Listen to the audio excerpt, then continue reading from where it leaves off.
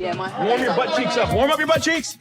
When I say Chris Pratt, you probably have a pretty clear idea of who to think of in your head. He essentially plays himself in every role he's been in. Will you poop on me? What? Which is the lovable goofball who can also typically kick some serious butt. On the flip side, there's a guy like Crispin Glover, who more than likely gives off a villain vibe and would rarely be considered for a triumphant hero role. Throughout Hollywood, there are countless examples of actors like this, who, for whatever reason, are typecast as either a hero or a villain. But there's a small, unique category of individuals who can famously pull off both. Those mega-talented stars who can pull off memorable roles deserve some extra distinction. Perhaps the greatest and most noteworthy one of them all is none other than Batman himself, Michael Keaton. I'm Batman. He was originally known as a comedic actor prior to being cast as Tim Burton's Caped Crusader. He played the role with a certain level of quirkiness, Now you want to get nuts! which makes sense considering he had just famously played the role of Beetlejuice. Hey! Excuse me? What? Keaton's Batman is widely considered one of the best renditions of the role. Namely, it was the character's conviction that despite all its troubles and blemishes, Gotham was a city worth saving. Keaton played the role as a deeply complex, confused character who was more Batman than he was Bruce Wayne. If anything, Bruce Wayne was the one in disguise. He's dark and troubled and emotionally wounded, but still managed to sprinkle on a healthy heaping of heroism and likability. The whole thing came off excellently, and for a long time, Michael Keaton was the gold standard of Batman.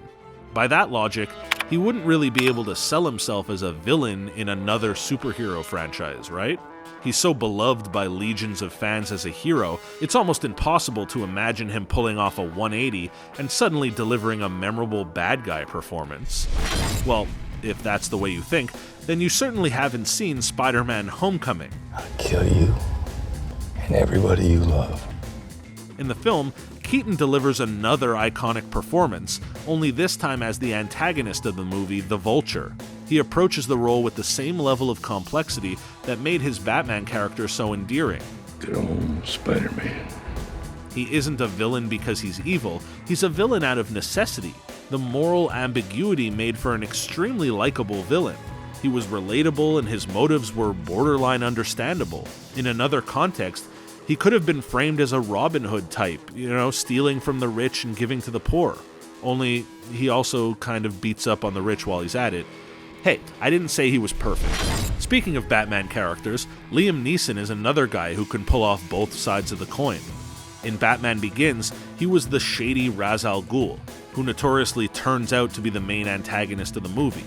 Originally thought to be Bruce Wayne's mentor and friend, it's later revealed that he's a villain with aspirations of destroying Gotham. Neeson perfectly sells the deception, going from close ally to dreaded foe in a heartbeat. His cool and calm demeanor played as the perfect contrast to Christian Bale's often stoic Batman character. I'm Batman. However, perhaps Liam Neeson's most memorable role is as a vengeful superdad in the Taken franchise. I will find you, and I will kill you. It isn't your typical superhero movie, but Neeson's performance as Brian Mills was certainly heroic. Taken was so successful that they even made a second one, where he and his wife get kidnapped this time. Then they made a third one, where, I'm honestly not sure, but I'm sure someone else gets kidnapped and Liam Neeson saves the day. I haven't seen the movie or looked it up, but I can pretty much guarantee that that's what happens. Speaking of older gentlemen pulling off action roles, how about the leader of the Avengers, Nick Fury himself, Samuel L. Jackson? For a guy who typically just plays himself, fully stocked with his standard curse-filled vocabulary, On this mother it's fascinating how easily he's able to pull off a good guy and a bad guy. What's really interesting, though, is for a guy notorious for intense roles, his best heroic performance and his best villainous one are some pretty tame ones in comparison. As Nick Fury, he's the stern and powerful head coach of the Avengers dynasty. He's the hero that all the heroes look up to. On the flip side, as Mr. Glass in Unbreakable, he pulls off a brilliant mix between fragile and maniacal. It's impressive how easily Jackson is able to jump between just and morally strong leader-type roles into a bitter and devious villain who shouldn't be trusted. Sticking with the MCU, there's another actor who shows off his ability to go good and bad. I'm talking about Michael B. Jordan, whose Eric Killmonger character was perhaps the most endearing villain to ever grace the big screen. They knew death was better than bondage. While he absolutely hits a grand slam as the bad guy in the Black Panther, the very same guy is notoriously Adonis Creed, Apollo Creed's son, and the heir to the Rocky franchise. Despite their moral compass having somewhat of a disparity, the two characters actually aren't that far off from one another. They both boast immense confidence, willpower, and perseverance. They're both underdogs who overcome obstacles to reach their goals and fight for what they truly believe they have to. The challenge for the mantles of King and Black Panther. Both men also live in the shadows of their deceased fathers, which fuels their intense commitment to their goals. They're both attempting to rise from their past to claim a spot that they believe is theirs, sometimes fueled and sometimes blinded by their fear of failure. Killmonger's actions may have been questionable, but they're a little more understandable when you're privy to his backstory and his motivations for doing said things. He's a complex character with clear emotional baggage that he expresses in the wrong way. As Creed, he openly deals with the ideas of toxic masculinity, daunting expectations, and mental health issues.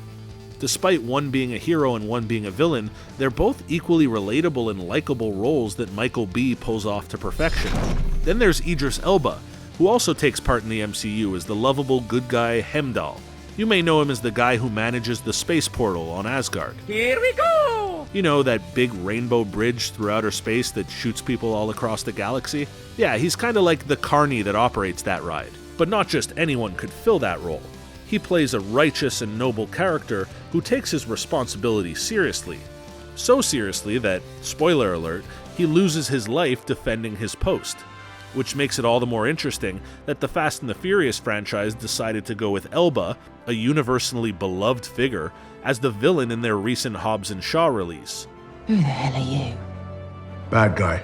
Not only is Idris Elba so popular, but isn't a bad guy supposed to be bigger and scarier than the underdog hero who eventually overcomes the odds and pulls out the victory? How are they going to frame Idris Elba as the favorite against Dwayne "The Rock" Johnson? That just doesn't make any sense. Of course The Rock is going to win. It's The Rock. He always wins. Or how about Sir Ian McKellen? Talk about your iconic roles. This guy is Gandalf in Lord of the Rings. You shall not pass! He's always knowledgeable and morally unbendable, sticking to his convictions with a strong will. He also approaches a villain role with the same type of demeanor, especially as Magneto in the X-Men franchise. He's just one of those guys with a powerful on-screen presence, whether he's playing a good guy or a bad guy. This club of actors pulling off iconic roles on both sides of the spectrum isn't unique only to men either. There are plenty of females who have pulled off memorable performances on opposing sides. Perhaps the most notable one is Angelina Jolie, who played such an imposingly powerful Wicked Witch in 2014's Maleficent. Well, well. She brought a layer of elegance and grace to the role, which at its core was as evil and vindictive as they come. However, Jolie was also able to bring her same level of intensity to the role of Lara Croft in the Tomb Raider movie. She proved that she could pull off the action and the stunts just as easily as the deathly looks and glares. Finally, there's one actor who comes to mind when thinking of going from hero to villain. For years, Denzel Washington was considered one of Hollywood's top leading men. He played a train mechanic in Unstoppable, an ex-assassin in The Equalizer, and even a civil rights activist in Malcolm X. The list of his iconic roles goes on and on and on, but he could never quite nab that coveted Academy Award as the hero of a movie. All it took was for Denzel to show his bad side, as he did in 2002's Training Day, for him to truly flaunt his acting chops successfully enough to grab the greatest prize in Hollywood. He had to grow an evil goatee and become the worst corrupt cop you've ever seen in order to take that leap. He played the role of Alonzo Harris in such a bitter, violent, and corrupt manner that audiences quickly forgot all the lovable roles that Washington had been known for prior. He made the switch, and it paid off. What do you think? Is there an actor notorious for playing a hero and a villain who we forgot to mention? Let us know in the comments section down below. We love to hear from you. Before you go, make sure to give this video a big thumbs up and make sure that you're subscribed to ScreenRant because you don't want to miss all the great new content we've got coming your way.